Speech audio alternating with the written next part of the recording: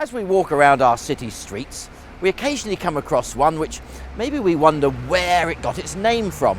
Well, I would venture to say that Opie Street, that stands between Castle Meadow and London Street, might just be one of them.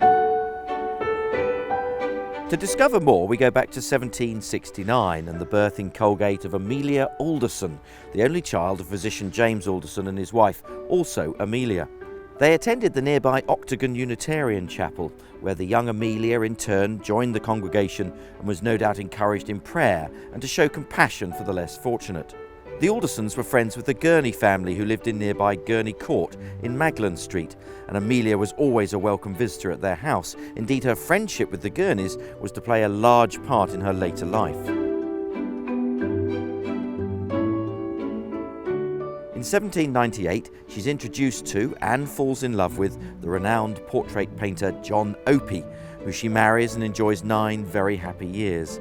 Sadly, he died in 1807, but not before he had encouraged Amelia to pursue her passions of writing fiction, poetry and songs.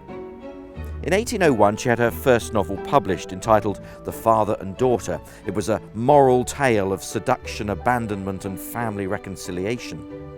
She published Adeline Mowbray in 1804, an exploration of women's education, marriage and abolition of slavery. Her fiction work enjoyed considerable success. She produced a stream of books which attained a wide circulation both here in England and abroad. She contributed poetry to published anthologies, and over a 30-year period she had a number of songs published set to the music of several composers.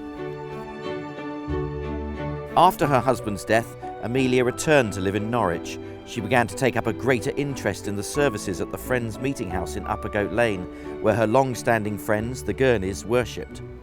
In August 1825, she made the break from the Unitarianism of her father's church and was accepted into the Society of Friends. Being a Quaker didn't stifle her literary output, however. Amelia continued writing what she saw as moral tales for the betterment of all.